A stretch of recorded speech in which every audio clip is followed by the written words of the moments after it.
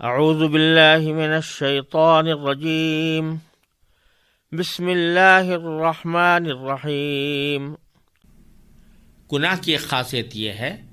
کہ جب آدمی گناہ میں مبتلا ہوتا ہے، اللہ بچائے، اور فوراً توبہ نہیں کرتا تو بعض اوقات وہ گناہ انسان کو کسی دوسرے گناہ کی طرف کھینچ کر لے جاتا ہے، اور شیطان بھی سمجھتا ہے کہ یہ بندہ چونکہ گناہ کر رہا ہے تو لاؤ اس کو مزید بہکا کر مزید گناہ میں مبتلا کرو۔ تو یہ اللہ تعالیٰ نے ببعض ما کسبوا کہہ کر اس طرف ہمیں متنبہ فرما دیا کہ اگر کوئی گناہ سرزد ہو جائے تو فوراً توبہ کرنی چاہیے۔ ایسا نہ ہو کہ وہ گناہ تمہیں کسی دوسرے گناہ کی طرف لے جائے، شیطان تمہیں بہکائے اور کہے کہ جب ایک گناہ کر لیا تو چلو دوسرا بھی کر لو۔ اس لیے آدمی کو چاہیے کہ گناہ ہوتے ہی فوراً توبہ کا، استغفار کا اہتمام کرے تاکہ شیطان کو یہ حوصلہ نہ ہو۔ پھر ان آیات پر اگر غور کیا جائے تو اس سے صحابہ کرام رضی اللہ تعالی عنہم کی عظمت کا بڑا عظیم مظاہرہ یہاں پر نظر آتا ہے۔ یعنی ایک طرف اللہ تبارک و تعالیٰ نے ان کی بعض غلطیوں پر تنبیہ کی ہے، مثلا جن حضرات نے ٹیلا چھوڑ دیا تھا ان کو تنبیہ کی گئی ہے۔ اسی طرح جو حضرات جنگ کے منظر سے گھبرا کر پیٹھ موڑ کر چلے گئے تھے ان کو فرمایا گیا ہے کہ ان کو شیطان نے بہکا دیا تھا۔ لیکن دوسری طرف اللہ تبارک و تعالیٰ نے ان تمام سنگین غلطیوں کے باوجود حضرات صحابہ کرام کے ساتھ رحمت کا جو خاص معاملہ فرمایا اس کا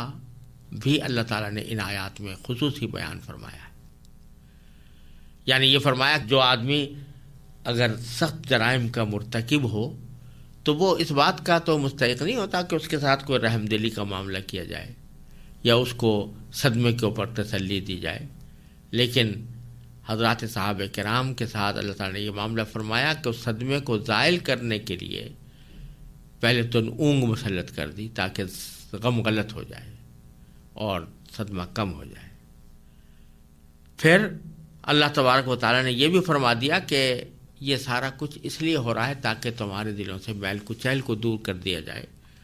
تو اس لیے تم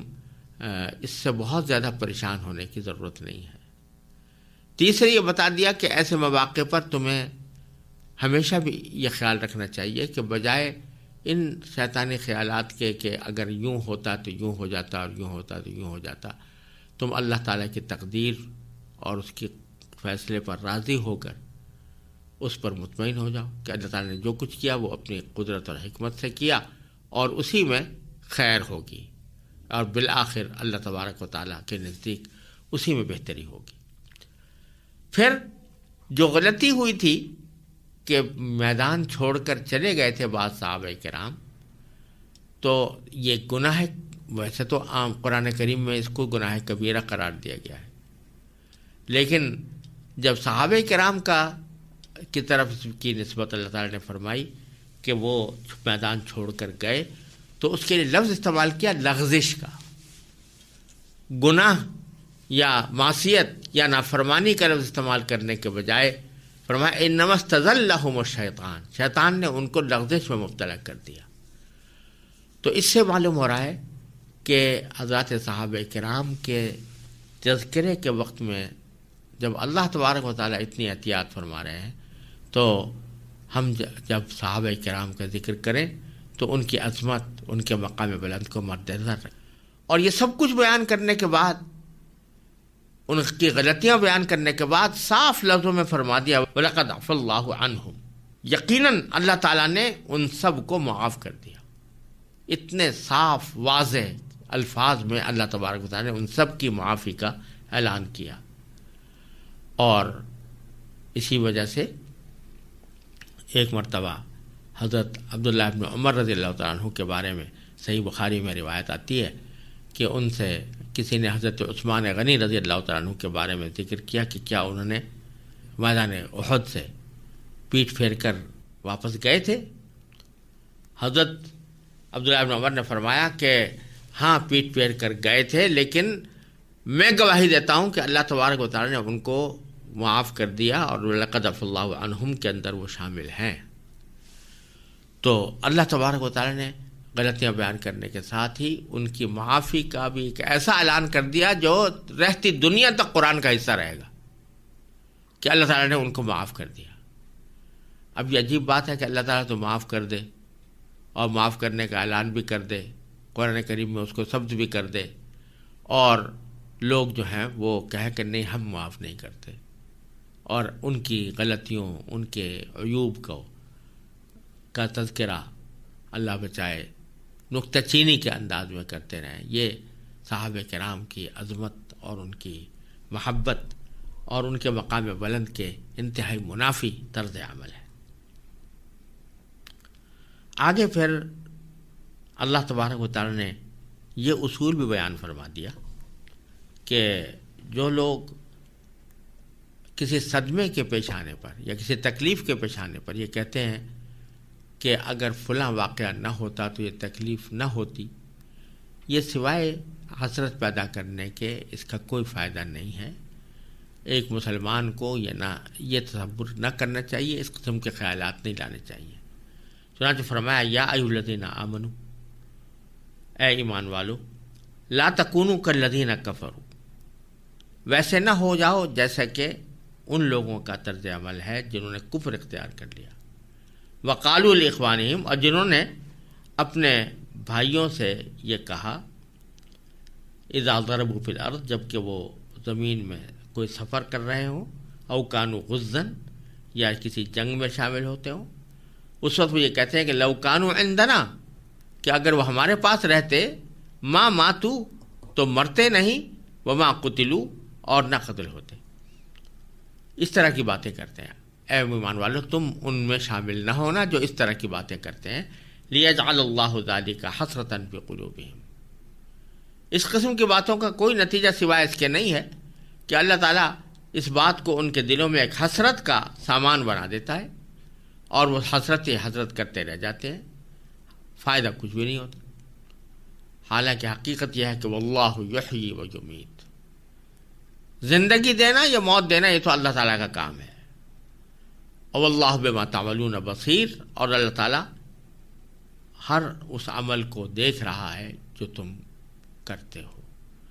یعنی یہ اپنی حکمت اور اپنی مصلحت سے ہی یہ متعین کرتا ہے کہ کس کی موت کس حالت میں کہاں آئے، کب آئے، یا کسی کو اگر قتل کیا جائے تو کب کیا جائے۔ تو یہ اللہ تعالیٰ کی حکمت کے فیصلے ہوتے ہیں، ان کے بارے میں یہ اپنے دلوں میں حسرت آمیز خیالات لانا کہ یہ فلاں کام نہ ہوتا تو یہ واقعہ پیش نہ آتا، یہ سوائے حسرت پیدا کرنے کے اور کوئی ان کا فائدہ نہیں۔ پھر آگے یہ فرمایا کہ اگر فرض کرو اتنے صحابہ کرام شہید ہوئے تو ٹھیک ہے، ان کی دنیا سے جانے سے جو تمہیں صدمہ پہنچا، جو تکلیف پہنچی، وہ اپنی جگہ، لیکن یہ بھی تو دیکھو کہ جو اللہ تعالیٰ کے راستے میں قتل ہوتا ہے اس کو شہادت کا کتنا بڑا اعلیٰ مقام ملتا ہے، اور اس کا آخرت کا درجات کتنے بلند ہوتے ہیں۔ اور اگر اس سے پوچھو کہ بھئی تمہیں آیا دنیا میں چھوڑا جاتا تو بہتر ہوتا تمہارے لیے، یا یہ جو اللہ تعالیٰ نے شہید کا مقام تمہیں عطا کر کے اوپر درجات عطا فرمائے یہ تمہارے لیے بہتر ہے؟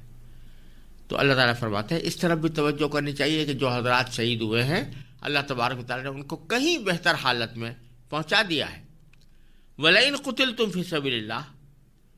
اور اگر تم اللہ کے راستے میں قتل ہو جاؤ، او متم، یا مر جاؤ اللہ ہی کے راستے میں، تو لَمَغْفِرَةٌ مِّنَ اللَّهِ، تو یقین رکھو کہ اللہ تعالیٰ کی طرف سے ملنے والی مغفرت و رحمہ اور رحمت، خیرٌ، وہ بہت بدر جہاں بہتر ہے، مما یجمعون، ان اس مال و دولت سے جو یہ لوگ جمع کرتے ہیں۔ وَلَئِن مُتُّمْ او قُتِلْتُمْ، اور اگر تم مر بھی جاؤ اور یہ قتل ہو جاؤ، لَإِلَى اللَّهِ تُحْشَرُونَ، تو بالآخر تمہیں اللہ ہی کی طرف اکٹھا کر کے لے جایا جائے گا، لہذا وہاں پر تمہاری اس موت اور قتل کے نتیجے میں تمہیں جو اجر و ثواب ملے گا وہ اس سے کہیں بہتر ہے جتنا تمہیں زندگی میں لطف آتا، زندگی میں مزہ ملتا. لہذا بجائے اس بات کے اوپر حسرت کرنے کے کہ یوں اگر ہم فلاں بات کر لیتے تو یہ واقعہ پیش نہ آتا، تم اللہ تعالیٰ کے فیصلے پر راضی رہو اور یہ سمجھو کہ حکمت اور مصلحت اسی میں ہے. یہاں تک کہ ان لوگوں کی جو شہید ہوئے ہیں ان کی حکمت اور مصلحت بھی اسی میں تھی کہ وہ دنیا سے چلے جائیں، اور اللہ تعالیٰ ان کو آخرت میں اجر عظیم عطا فرمائے.